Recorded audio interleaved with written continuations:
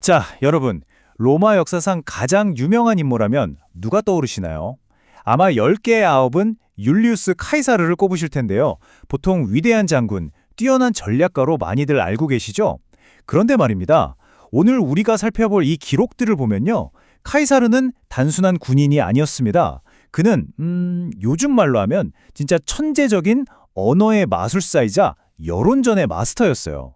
군더더기 없는 그 짧은 문장 하나로 어떻게 대중의 마음을 쥐락펴락하고 역사의 흐름을 완전히 엎어버렸는지 그 선동과 압도의 미니멀리즘에 대해 오늘 싹 한번 파헤쳐 보겠습니다. 시계를 한 2075년 전쯤으로 훅 돌려볼게요. 로마 공화정의 운명이 걸린 아주 깜깜한 밤, 루비콘강 두 개 한 남자가 서 있습니다. 보통 이런 극적인 순간이면 장군들이 막 병사들 모아놓고 피 끓는 장황한 연설을 하잖아요. 근데 카이사르는 안 그랬어요. 약단의 침묵 끝에 딱 한마디를 던집니다. 주사위는 던져졌다. 와, 이 짧은 문장이 주는 그 서늘함 혹시 느껴지시나요? 이 무시무시하게 묵직한 한마디가 허공을 가르는 순간 역사는 진짜 두 번 다시 이전으로 돌아갈 수 없게 돼버린 거죠. 이 루비콘강을 건너다라는 말 우리 지금도 엄청 자주 쓰잖아요. 돌이킬 수 없는 진짜 운명을 건 결정적인 선택을 할 때 쓰죠. 고대 시대의 이 단 한 번의 행동이 카이사르 특유의 그 기가 막히게 압축된 문장이랑 딱 결합하면서 무려 2000년을 살아남은 은유가 된 거예요. 대단하지 않나요? 아니 도대체 어떤 숨막히는 상황이었길래 카이사르가 이런 극단적이고 압도적인 소통 방식을 택해야만 했을까요? 당시 로마의 상황을 한번 쭉 훑어보죠. 한마디로 언제 빵 터질지 모르는 거대한 화약고 그 자체였습니다. 그냥 흔한 권력 다툼 수준이 아니었어요. 국가의 명운이 통째로 걸려있는 진짜 어마어마한 판돈의 정치판이었거든요. 카이사르가 그렇게까지 단호하고 뼈 때리는 메시지를 던져야만 했던 이유가 바로 이 숨막히는 긴장감 속에 숨어 있었습니다. 자, 로마를 크게 셋으로 쪼개서 볼게요. 첫 번째, 원로원을 꽉 쥐고 자기들끼리 특권을 누리던 부패한 귀족 세력이 있었고요. 두 번째는 폼페이우스 세력. 원래는 카이사르랑 한 배를 탔었는데 카이사르가 갈리아 원정에서 막 연전연승하면서 인기가 하늘을 찌르니까 덜컥 겁이 난 거예요. 그래서 원로원 쪽으로 쓱 갈아타버리죠. 그리고 마지막 세 번째가 바로 눈부신 군사적 성공으로 시민들의 엄청난 지지를 등에 업은 신행 세력, 바로 카이사르였습니다. 이 세 세력이 팽팽하게 맞서면서 로마는 진짜 당장이라도 터질 듯이 분열되고 있었죠. 근데 여기서 진짜 흥미로운 포인트가 뭔지 아세요? 사실 그 누구도 그 끔찍한 피바람, 그러니까 내전을 원하지는 않았다는 거예요. 하지만 판이 이미 그렇게 짜여 있었습니다. 구조적으로 봤을 때 카이사르가 여기서 무슨 선택을 하던 거대한 충돌은 피할 수 없는 현실로 맹렬하게 다가오고 있었어요. 좋게 좋게 말로 타협할 수 있는 타이밍은 이미 한참 전에 지나버렸던 거죠. 그러니까 카이사르 앞에는 딱 두 가지 기가 막힌 딜레마밖에 안 남은 겁니다. 저 부패한 소수 귀족들이 로마를 망치는 걸 그냥 얌전히 받아들이고 본인도 몰락할 것이냐, 아니면 반역자라는 꼬리표를 달더라도 그 금지된 강을 건너서 시민들을 위한 새로운 판을 짤 것이냐, 문자 그대로 쿠데타를 감행할 것이냐. 정말 말도 안 되는 절체절명의 갈림길에 서게 된 겁니다. 그런데 여러분, 진짜 미스터리한 게 뭔지 아세요? 카이사르가 속으로 도대체 무슨 생각을 하면서 그 도화를 결행했는지, 그 내면의 진짜 이유 말이에요. 그건 아마 카이사르 본인 빼고는 영원히 아무도 모를 겁니다. 그가 직접 쓴 갈리아 원정기를 보면요. 내가 왜 강을 건넜는지에 대한 그 어떤 거창한 명분이나 구구절절한 자기 변명이 단 한 줄도 안 나옵니다. 대신 어떻게 썼는지 아세요? 카이사르는 아리미눔에 도착했다. 끝! 대박이지 않나요? 나라는 주관을 쏙 빼고 자기를 철저하게 3인칭 관찰자 시점으로 써버린 거예요. 그러니까 사람들이 볼 때는 오히려 와, 이 기록 진짜 객관적이네 하고 무한 신뢰를 보내게 되는 거죠. 일종의 제3자 화법의 마법인 셈입니다. 굳이 변명하지 않는 것, 이게 바로 카이사르식 화술의 진짜 무서운 점이에요. 말로 안 하니까 뭘로 보여주겠어요? 네, 바로 행동이죠. 카이사르는 그냥 휘하의 정에 딱 1개 군단만 이끌고 그 국경선인 루비콘강을 훌쩍 건너서 로마로 직진해버립니다. 진짜 망설임이라곤 1도 없었어요. 이 단 한 번의 움직임이 그 길고 잔혹했던 로마 내전의 휴지를 그냥 확 끊어버린 겁니다. 그 복잡하고 긴 고민의 결과치고는 너무나도 군더더기 없는 아주 직선적이고 깔끔한 행동이었죠. 카이사르가 보여준 이런 압도적인 간결함이 그냥 타고난 천재성 때문이었을까요? 아닙니다. 절대 아니에요. 그는 당대 로마 최고의 수사학자들한테 엄청나게 빡센 훈련을 받은 사람이었습니다. 그 훈련의 제1원칙이 바로 어떤 단어도 낭비하지 마라 였거든요.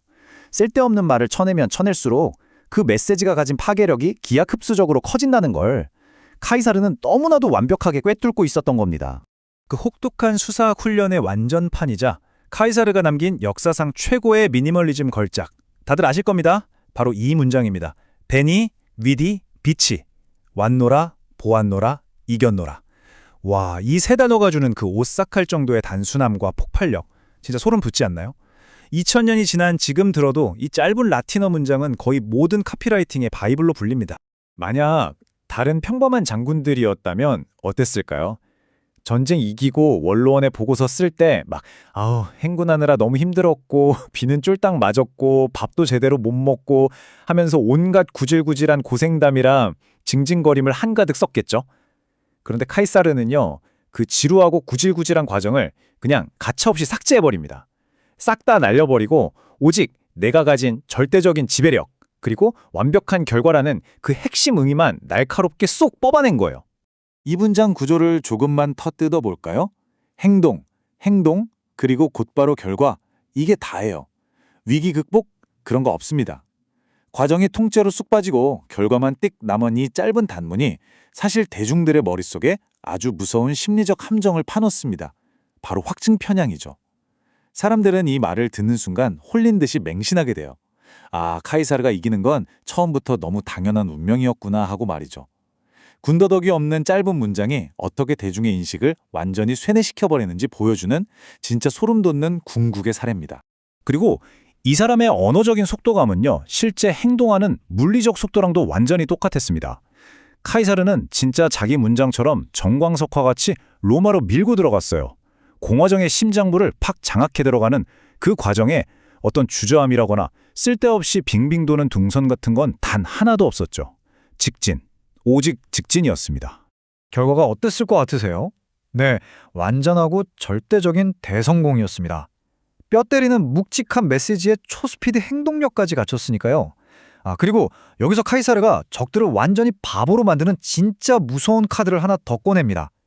바로 관용, 라틴어로 클레멘티아라고 하는데요. 정적들은 막 피해 숙청을 예상하고 덜덜 떨고 있었는데 카이사르가 씩 웃으면서 다 용서해 준 거예요. 여러분, 이거 진짜 무서운 겁니다. 적들을 한없이 부끄럽게 만들어서 도덕적으로 굴복시켜버리는, 어떻게 보면 용서라는 이름의 가장 잔인한 복수이자 고도의 마케팅이었죠. 이 속도감과 결단력 그리고 자비로움에 두 번 털린 정적들은 제대로 된 반격커녕 명분조차 다 잃어버렸습니다. 여기에 카이사르가 소통을 얼마나 집요하게 통제했는지 보여주는 재미있는 역사적 사실이 하나 더 있어요. 메시지 내용만 신경 쓴 게 아니라 전달하는 과정 자체도 완벽하게 자기 손아귀에 뒀거든요. 그 유명한 카이사르 암호 다들 아시죠? 알파벳 A를 D로 3칸씩 밀어서 치환하는 방식인데 적들이 문서를 가로채도 뭔 소린지 절대 못 읽게 만든 겁니다. 심지어 아군인 키케로가 포위돼서 비밀 편지를 보낼 때는 중간에 걸릴까봐 라틴어도 아니고 뜬금없이 그리스어로 써서 창에 묶어 던지기까지 했어요. 진짜 집요함의 끝판왕이죠. 메시지의 통제권, 그게 그에게는 곧 권력이었던 겁니다. 카이사르의 이런 말도 안 되는 화술은 당대에서 그냥 반짝하고 끝난 게 아니에요. 수사학적 훈련에서 시작해서 그 복잡한 상황을 딱 하나의 상징으로 압축해내는 이 능력. 이게 완전히 일종의 정치 프로파간다. 그러니까 선동의 마스터 클래스로 자리 잡게 됩니다. 그 뒤로 수많은 추종자들이 카이사르의 이 폭발적인 미니멀리즘 스타일을 그대로 복제해서 퍼뜨렸고요. 그것이 바로 우리가 아는 그 위대한 카이사르라는 전설이 역사 속에 아주 깊숙이 뿌리내리게 된 원동력이 된 겁니다. 자, 그럼 2000년 전의 이 옛날 이야기가 지금 살아가는 우리랑 도대체 무슨 상관이냐? 당장 내일 출근해서 해야 할 중요한 보고나 회의를 한번 떠올려 보세요. 솔직히 우리 내가 얼마나 며칠 밤을 새우면서 고생했는지 그 과정 구구절절 설명하느라 아까운 시간 다 날려먹잖아요? 하지만 진짜로 상대방을 내 페이스로 훅 끌어들이고 주도권을 주려면 카이사르처럼 이 단문의 힘을 제대로 써먹어야 합니다. 구차한 변명 버리고 잡다한 과정 과감하게 날려버리고 딱 떨어지는 의미와 결과만 명확하게 찔러 넣는 거죠. 이게 바로 오늘날 현대사회에서도 진짜 뼈저리게 통하는 가장 강력한 리더십이자 소통의 기술입니다. 자, 오늘 살펴본 내용 어떠셨나요? 이제 마지막으로 여러분께 꽤 도발적인 질문을 하나 던지면서 마무리할까 합니다. 여러분의 인생이나 커리어에서 다음번 루비콘 강을 건너야만 하는 그 숨막히는 결정적인 순간이 찾아온다면 여러분은 어떻게 하시겠습니까? 쓸데없는 단어들 낭비하지 않고 오직 순수한 행동과 확신만으로 여러분의 메시지를 꽉 압축해내시겠습니까? 장황한 변명이 아니라 아주 단단하고 선명한 결과로 세상을 설득하는 방법. 카이사르가 남긴 이 날카로운 지혜를 꼭 한번 기억해 보시기 바랍니다. 지금까지 함께 해주셔서 감사합니다.